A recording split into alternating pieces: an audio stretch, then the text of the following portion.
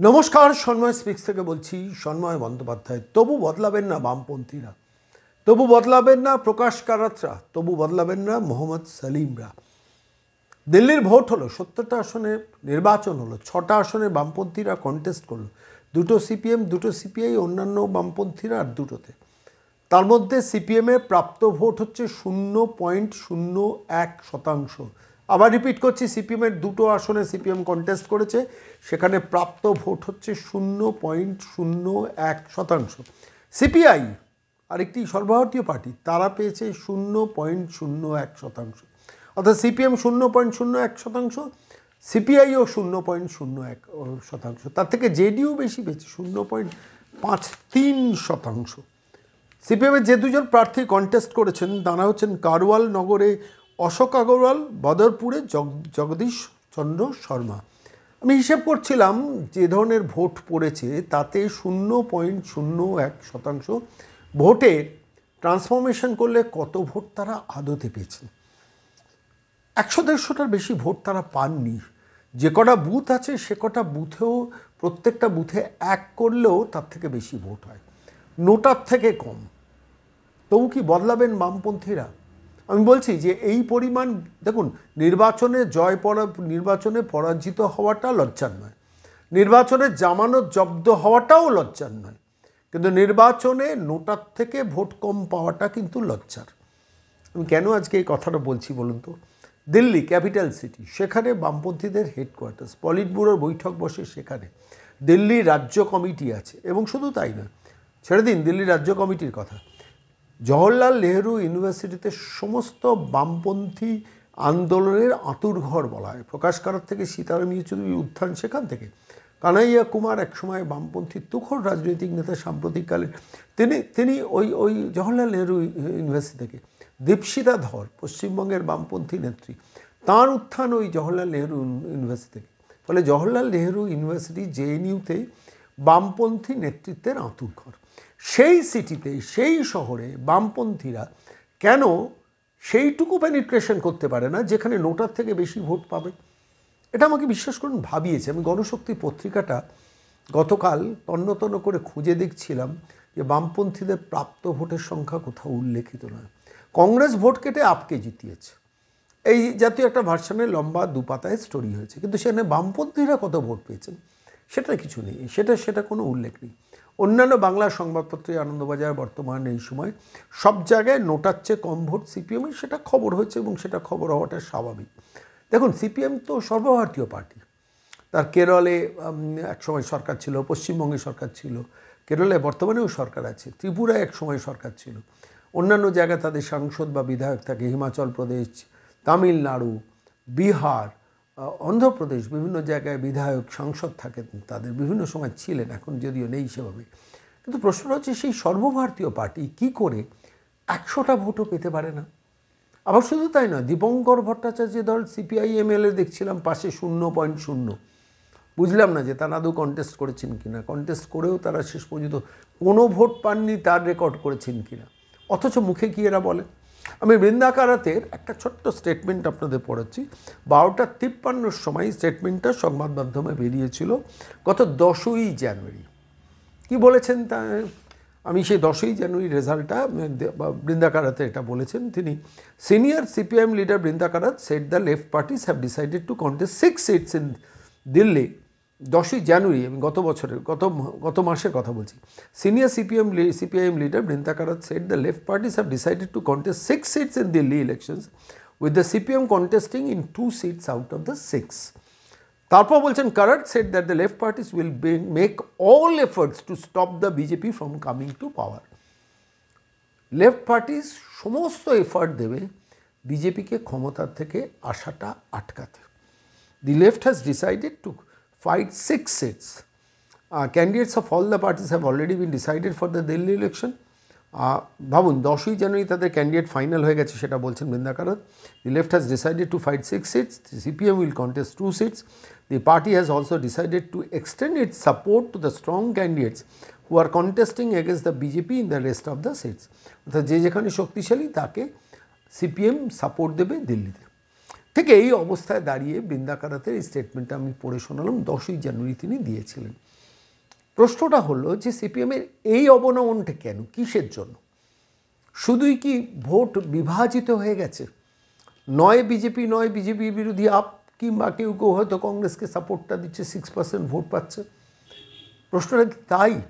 আমার নিজস্ব একটা মূল্যায়ন আছে, আমি সেই মূল্যায়নটার জন্য আজকে এই প্রতিবেদনটা পেশ করলাম। সিপিএম আসলে অনেকগুলো সমস্যায় পড়েছে, যে সমস্যাগুলো থেকে নিজেদের নিরস্ত করেন। আমি বহু বামপন্থী সর্বোচ্চ স্তরে, রাজ্য স্তরে নেতার সঙ্গে আমি ব্যক্তিগত স্তরে আলাপ রাখি, পরিচয় রাখি, তাদের সঙ্গে কথা বলি নিজস্ব প্রতিবেদন পেশ করার জন্য। আমি তাদের সঙ্গে কথা বলে দেখেছি যে তারা কীরকম একটা দোদুল্যমানতায় ভোগেন। কীরকম একটা ছোট্ট উদাহরণ দিই, যে 50-50 খেলা, 50% বিজেপি খারাপ, 50% তৃণমূল খারাপ। পশ্চিমবঙ্গের চ্যাপ্টারে যখন তৃণমূল মূল অপোজিশন হওয়া উচিত, তখন পাছে তৃণমূলের বিরোধী বিজেপি হয়েছে, সেখানে বিজেপিও খারাপ, এটা আমাকে বলতে হবে। বলুন, কোনো অসুবিধা নেই। কিন্তু 50-50 খেলাটা কেন? কীভাবে 50-50 খেলা? অর্থাৎ তৃণমূলকে কিছুটা আক্রমণ করে, বিজেপিকে কিছুটা আক্রমণ করে। তার মধ্যে দিয়ে হয় কি, নিজের কথাটা বলা হারিয়ে যায়। আমি কেন বলছি ধরুন তো, 34 বছরের বাম শাসনে কি সব খারাপ ছিল? না, অনেক কিছু ভালোও ছিল। তারা বর্গাদার উচ্ছেদ থেকে শুরু করে ভূমি সংস্কার যেটা করেছিল, আজকের দিনে সিপিএম নেতাদের দেখেন, যুব নেতাদের দেখেন যে সেই নিয়ে কোনো কথা বলতে, ছাত্র নেতাদের দেখেন সেই নিয়ে বেশি কথা বলতে, সিনিয়র নেতারা মাঝে মাঝে কথা বলেন ভূমি সংস্কারের রেজাল্টটা কি।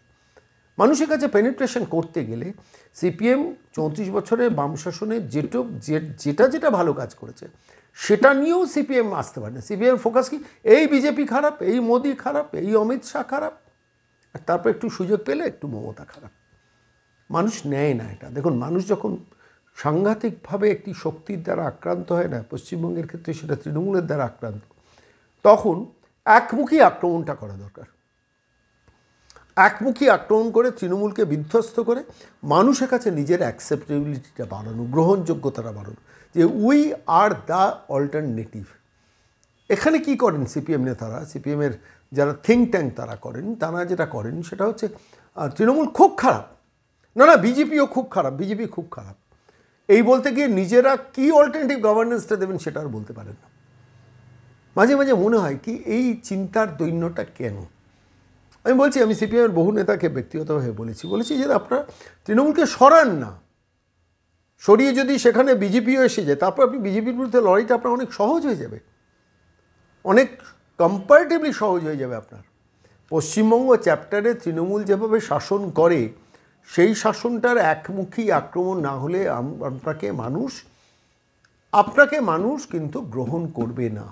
বোঝাতে দেন সিপিএম নেতাদের, সিপিএম নেতারা বললেন আপনারা বেশি জানেন, আমরা নিকারাগুয়া ঘাঁটি, আমরা গাজা ঘাঁটি, আপনি কি ঘাঁটেন? ঠিকই তো, আমরা কম জানি, কম বুঝি, কম পড়ি, ফলে তো সিপিএমের নেতাদের থেকে কম বুঝি। কিন্তু সিপিএম নেতারা হারিয়ে যাচ্ছেন এই কারণে, কিছু বুঝবেন না। আমি আরও একটা ছোট্ট উদাহরণ দিই আপনাদের কাছে। আমার খারাপটা কোথায় লাগে জানেন? বিশ্বাস করুন, আমি সিপিএমের সমর্থক নই, তাও বলছি, সিপিএমের তলা স্তরের যেসব গ্রাসরুট লেভেলের কমরেডরা এখনও পার্টি অফিসে সন্ধ্যেবেলা একটা শাটাওয়ারে বাল্ব জেলে বসে থেকে গণশক্তিতে চোখ বলান, টিভিতে চোখ বলান যে সিপিএমের কেউ কোনো বাইট দিচ্ছেন কি না, রাত্রি 10টা বাজার আগে নিয়ম করে পার্টি অফিসটা একবার ঝাড়ু দিয়ে শেষ পর্যন্ত পার্টি অফিস খুলে বেরিয়ে যান, আবার সকালবেলায় সে নিয়ম করে পার্টি অফিসের রিটায়ার্ড লোকেরা খোলেন। এই লোকগুলোর জন্য খারাপ লাগে যারা অল্প বয়স্ক ছেলেমেয়েরা, শিক্ষিত যুবকরা যারা এখনও এসএফআই ডিওআইএফআই করতে গিয়ে নিজের ক্যারিয়ারটাকে খতম পর্যন্ত করেন, তাদের জন্য খারাপ লাগে। আপনারা হয়তো অনেকে বলবেন যে মশাই আপনার এত খারাপ লাগার কারণ কি? খারাপ লাগার কারণ এই জন্য, রাজনীতির একজন ছাত্র হিসেবে রাজনীতিতে ভালো ছেলেমেয়েদের আসা দরকার, শিক্ষিত ছেলেমেয়েদের আসা দরকার। সিপিএমে কিন্তু শিক্ষিত ছেলেমেয়ে প্রচুর, থিঙ্ক ট্যাঙ্কটাও প্রচুর, কিন্তু থিঙ্ক ট্যাঙ্কে কোনো একটা জায়গায় যেন মনে হয় ডাইলুটেড হয়ে গেছেন, তারা দিশাহীন হয়ে গেছে। আমি কেন বলছি, আমি আরেকটা উদাহরণ দিই। ইন্ডিয়া জোটে সিপিএমের ঢোকা, আমি বারবার বলেছিলাম, আমি বলার কে, আমার মনে হয়েছিল, আমি এই নিয়ে প্রতিবেদনও করেছিলাম, সিপিএমের কী প্রয়োজন বলুন তো ইন্ডিয়া জোটটা কিসের জন্য? পশ্চিমবঙ্গ চ্যাপ্টারে আপনি কংগ্রেসের হাত ধরছেন না, পশ্চিমবঙ্গ চ্যাপ্টারে আপনি তৃণমূলের হাত ধরছেন না, তাহলে পশ্চিমবঙ্গের চ্যাপ্টারে ইন্ডিয়া জোটের প্রয়োজনটা কি? এবার চলুন কেরলে, সেখানে আপনি কেরলে কংগ্রেসের বিরোধিতা করছেন, সেখানে সিপিএম ক্ষমতায় আছে কংগ্রেসের বিরোধিতা করে, ইন্ডিয়া জোটের নেতৃত্বকে দিচ্ছে কংগ্রেস, সেখানে বিরোধিতা করছেন কেরলে, কংগ্রেসের বিরোধিতা করছেন, আর ওদিকে ইন্ডিয়া জোটে গিয়ে পাশে রাহুল গান্ধীর পাশে বসে রয়েছে। ত্রিপুরাতেও সেই এক পরিস্থিতি, কংগ্রেস আলাদা লড়ছে, সিপিএম আলাদা লড়ছে। তো যে 3টে রাজ্যে আপনারা ক্ষমতায় ছিলেন সেই 3টে রাজ্যের কথাই আমি ধরছি, এবং অন্যান্য রাজ্যে যাচ্ছি না। কেন একক শক্তিতে লড়ছেন না? কোথায় অসুবিধে? 0.01% থেকে কম কত পাবেন? 0.00। দীপঙ্কর ভট্টাচার্য যে দলের পাশে দেখছিলাম একটা জায়গায় 0.00 লেখা, তার থেকে তো কম হবে না, মাইনাসে তো যাবেন না। তো তাহলে আপনার এককভাবে লড়াইটা করা অসুবিধাটা কোথায়? আপনি মমতা বন্দ্যোপাধ্যায়ের পাশের চেয়ারটায় বসছেন, রাহুল গান্ধীর পাশের চেয়ারটায় বসছেন, আর পশ্চিমবঙ্গে এসে তেড়ে কংগ্রেসকে গালিগালাজ করছেন, তৃণমূলকেও গালিগালাজ করছেন। মানুষ নেবে? মানুষ বলুন আপনি ইন্ডিয়া জোট করেছেন কেন?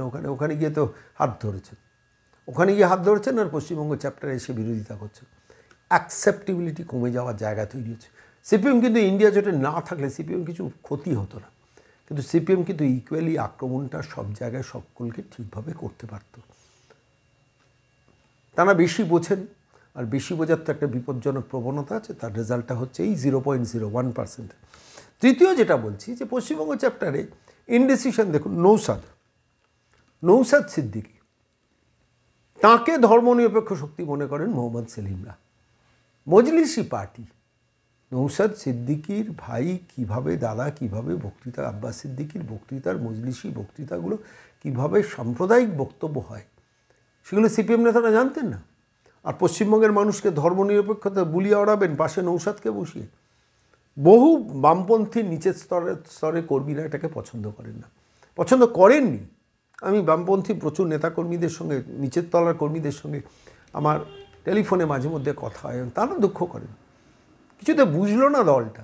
একক চললে অসুবিধাটা কোথায়? সিপিএম থাকুক, সিপিআই থাকুক, এসইউসিআই থাকুক। আবার পাল্লায় পড়েছেন এখন দীপঙ্কর ভট্টাচার্য, সিপিআইএমের লিবারেশন নেতা, বিশাল তাত্ত্বিক নেতা। আনন্দবাজারে তাকে দিয়ে পোস্ট এডিট লেখানো হয়, মাঝে মাঝে এমন ভাবগম্ভীর কথাবার্তা বলবেন, শুনে মনে হবে বাবা এ তো সোভিয়েত রাশিয়ায় নেতৃত্ব দিয়ে পশ্চিমবঙ্গে এসছে বা ভারতবর্ষে এসছে না এই লোকটি।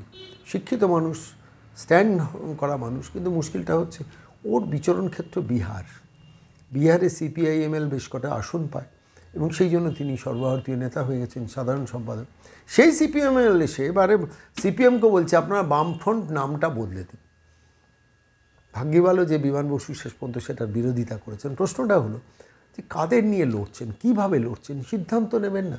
আজকে কংগ্রেসের হাল ধরছেন, কালকে কংগ্রেস খারাপ। আপনি একটু ভালো করে ভেবে দেখুন তো, 2011-এ কংগ্রেস তৃণমূলের সঙ্গে হাত ধরেছিল, ভালো করে একটু ভাবুন। 2014-এ কী হলো? আমি যদি ভুল না বলি, কংগ্রেস আলাদা, সিপিএম আলাদা লড়েছে। 2016-এ কংগ্রেস সিপিএম হাত ধরে বিধানসভা লড়েছে। 2019 কংগ্রেস সিপিএম আলাদা লড়েছে। 2021 আবার কংগ্রেস সিপিএম এক জায়গায় এসে লড়েছে। 2024 আবার যে যার মতো লড়েছে। প্রশ্নটা এইখানে, আমি বলছি প্রশ্নটা এইখানে যে মানুষ এটাকে কিন্তু ভালোভাবে দেয় না। আপনি পার্মানেন্টলি কংগ্রেসের সঙ্গে আন্ডারস্ট্যান্ডিং করুন, কংগ্রেসকে বলে দিন যে হাত ধরলেন তো ধরলেন, এবার ছাড়লে আর আপনাদের হাত আমি ধরবো না। আপনার কি ভিখিরির দল নাকি? কী আছে? আপনাদের কোনো বিধানসভায় সিট নেই, লোকসভায় সিট নেই পশ্চিমবঙ্গে, হারানোর কী আছে? আর পশ্চিমবঙ্গে যে আপনাদের ভিত্তিভূমি, দিল্লির গজদন্ত মিনারে পলিট ব্যুরোতে বসে বসে যারা ডায়লগ দেন, তারা গ্রাসরুট লেভেলে কোনো খবরই রাখেন না। আজকের দিনে দাঁড়িয়ে আমি বলছি সিপিএম শুড রিথিঙ্ক, কিন্তু সিপিএম ভাববে না। এখনও দিগ্গজ পণ্ডিত বলে মনে করবেন, রাগ করবে না, আমি আপনাদের শত্রুতা করার জন্য বলছিলাম, আমি সিপিএমের সমর্থক নই। কিন্তু হয়তো কেউ কেউ এই প্রতিবেদন দেখতে গিয়ে বলেন শর্মাবু আপনার সিপিএম নিয়ে এত মাথা ব্যথা কেন? আর মাথা ব্যথা নয়, রাজনীতিক ছাত্র হিসেবে সব রাজনৈতিক দল নিয়ে কিছু কথা বলা যায়, সিপিএমের নিয়েও বলছি। সিপিএমের লক্ষ লক্ষ সমর্থক আছেন, এখনও ব্রিগেড ডাকলে ব্রিগেড ভরে, এখনও গণ আন্দোলন যেটা করে সিপিএমই করে। অন্যান্য রাজনৈতিক দল গণ আন্দোলন করতে পারে না। শিক্ষিত মানুষের সংখ্যা এখনও সিপিএম ডুবন্ত একটা শক্তি হলেও সেই সিপিএমের সংখ্যাটা বেশি হতে পারে। পশ্চিমবঙ্গে তারা 5% 6% ভোট পান। আমি বলছি নেক্সট বিধানসভা নির্বাচনে সিপিএমের কোনো সম্ভাবনা নেই। এটাতে আবার সিপিএমের নেতারা আরও বেশি রেগে যাবেন, বললেন আপনি কি ভবিষ্যৎবাণী করছেন না? মানে রাজনীতির ছাত্র হিসেবে বিশ্লেষণ করতে গেলে না একটা দূরকে দেখার চেষ্টা করতে হয়। আমি বলছি পশ্চিমবঙ্গের মাটিতে লড়াইটা হবে BJP versus Trinamool 2026। CPM stands no chance. সিপিএমের সমস্ত বামপন্থী ভোটারদের ভাবা উচিত, কী করবেন সেটা আমি বলবো না, ভাবা উচিত যে শক্তি তৃণমূলকে হারাতে পারবে সেই শক্তিকে জেতান, তারপরে সেই শক্তির বিরোধিতা করুন, কোনো অসুবিধা নেই। নিজের প্রাপ্ত ভোট ব্যাংক যদি 4%, 5%, 6%-এ নেমে যায়, নিজের প্রাপ্ত ভোটের সংখ্যা যদি 0.01-এ আসে, তাহলে আপনি কিসের বিরোধিতা করতে নামছেন? আপনি যে ভোট ব্যাংককে সুনিশ্চিত করার চেষ্টা করছেন, সেই ভোট ব্যাংক আপনার পাশে নেই। তাহলে সেই ভোট ব্যাংকের কাছে গিয়ে ইলিউশন তৈরি করবেন কেন, ধোঁয়াশা তৈরি করবেন কেন? এই মুহূর্তে দাঁড়িয়ে সিপিএম 10 বছর, 15 বছর, 20 বছর একক থাকুক। আপনি ভাবুন তো, এসইউসিআইয়ের পশ্চিমবঙ্গে বিধানসভা বা লোকসভায়, বিধানসভায় যে ভোট পায় এক একটা কেন্দ্রে দাঁড়িয়ে, সিপিএম দিল্লিতে একটা বিধানসভায় সেটা পেতে পারেনি কেন? তাহলে কিসের জন্য আপনাদের সিপিএমের হেডকোয়ার্টার্স দিল্লিতে? কিসের জন্য সিপিএমের রাজ্য কমিটি প্রেস কনফারেন্স করে মাঝে মাঝে বাইট দেন? কিসের জন্য তাহলে সিপিএমের ছাত্রনেতারা জেএনইউতে বছরের পর বছর যেতেন? কিসের জন্য ট্রেড ইউনিয়ন আন্দোলন করলে দিল্লির বুকে ক্যামেরাতে ছবি ওঠে, সেটা ইলেকট্রনিক্স মাধ্যমে সম্প্রচার হয়? সেইটাকে ভোটে ট্রান্সফর্ম করতে পারেন না। এই সাংগঠনিক শক্তি নিয়ে ডায়ালগটা কমান, গাজা থেকে নিকারাগুয়া নিয়ে কথা বলা একটু কমান, পশ্চিমবঙ্গ চ্যাপ্টারে কনসেন্ট্রেট করুন, ত্রিপুরা চ্যাপ্টারে কনসেন্ট্রেট করুন, কেরল চ্যাপ্টারে কনসেন্ট্রেট করুন, ভারতীয় হওয়ার চেষ্টা করুন। হচ্ছে ইদানিংকালে একটু একটু করে ভারতীয় হচ্ছেন মানুষ। কিন্তু সত্যি কথা বলতে না, আপনাদের এই দোদুল্যমানতা, যে আজকে নৌসাদ ভালো, কালকে নৌসাদ খারাপ, আজকে কংগ্রেস ভালো, কালকে কংগ্রেস খারাপ, এই তৃণমূল একটু খারাপ, বিজেপি একটু খারাপ, এই দোদুল্যমানতাটা মানুষ ভালোভাবে নেয় না। মানুষ যখন অত্যাচারিত হয় কোনো শক্তির দ্বারা, সেই শক্তিকে যদি সামনে দেখতে পারে, তার থেকেও বৃহৎ যদি অন্য কোনো শক্তি থাকে, যে শক্তি হয়তো একে রিপ্লেস করার জন্য ক্ষমতায় আসতে চেয়েছে, তার বিরোধিতা নয়, যিনি আমার ক্ষতিটা এই মুহূর্তে সব থেকে বেশি করছেন, আগে তাকে আক্রমণ করে ক্ষমতা থেকে সরানোর এই পরিষ্কার পরিচ্ছন্ন স্ট্যান্ডটা যতদিন না সিপিএম নেবে, ততদিন সিপিএমের ভবিষ্যৎ কিন্তু অন্ধকার। আজকে যে বিজেপি পশ্চিমবঙ্গে 2,28,00,000 ভোটার ভোট পেয়েছে, এটা কি নিজের ভোট নাকি? তৃণমূল বিরোধিতার জন্য বহু বামপন্থী বিজেপিকে ভোট দিচ্ছেন, বহু বামপন্থী কর্মী বিজেপির অ্যাক্টিভিস্ট হয়ে গেছেন। কেন হয়েছেন এটা ইভ্যালুয়েশন করেন না? তার মানে তৃণমূল বিরোধিতার জায়গায় কোনো একটা জায়গায় আপনাদের সফটনেস আছে। এটা পাবলিক পারসেপশন। আর রাজনীতি তো দুটো জিনিসের ওপর নির্ভরশীল, একটা হচ্ছে পারসেপশন, একটা হচ্ছে সংগঠন আপনাদের তলানিতে গেছে। 34 বছর যাদের নিয়ে ঘর করেছেন, যে সংগঠন গুছিয়েছিলেন, তাদের মধ্যে অনেক ধান্দাবাজ এখন বুঝতে পারছেন, আর সাইলেন্টলি তারা তৃণমূলের ফোল্ডের মধ্যে ঢুকে গেছেন। আর দ্বিতীয় যেটা হচ্ছে পারসেপশন, সেই পারসেপশনের জায়গাটাতে একটু সংস্কার করুন, তারপর আপনার সংগঠনটাকে ধরুন। সময় লাগুক, ইন্ডিয়া জোট থেকে বেরিয়ে আসুন, নৌসাদ কংগ্রেস সব ছেড়ে দিন, নৌসাদকে ধর্মনিরপেক্ষ বলবেন না, কংগ্রেসকে আর বিশ্বাস করবেন না। এই আছি এই নেই, এই আছি এই নেই, এই আছি এই নেই, এই অসভ্যতা কেন আপনারা বরদাস্ত করেন? আপনার তো একটা সকল ইডিওলজির ওপর নির্ভরশীল একটা রাজনৈতিক দল। 10 বছর ছেড়ে দিন, আপনার 2%, 3% ভোট পাবেন। নিজের ইমেজটাকে পরিচ্ছন্ন করুন। বাচ্চা ছেলেমেয়েরা যে সিপিএমে পার্টিটা করে কেরিয়ার তৈরি করবেন, মানে পলিটিক্যাল কেরিয়ারের কথা ভেবেছেন, তাদের জীবনটা নষ্ট হচ্ছে। আর তারা যদি বসে পড়ে, কাদের নিয়ে লড়বেন? 80 বছর বৃদ্ধদের দিয়ে? আমি বলছি মোহাম্মদ সেলিম খারাপভাবে নেবেন না ব্যাপারটা। প্রকাশ কারাত তো তিনি তার গ্রাসরুট লেভেলে কোনো সম্পর্ক নেই, তাত্ত্বিক নেতা।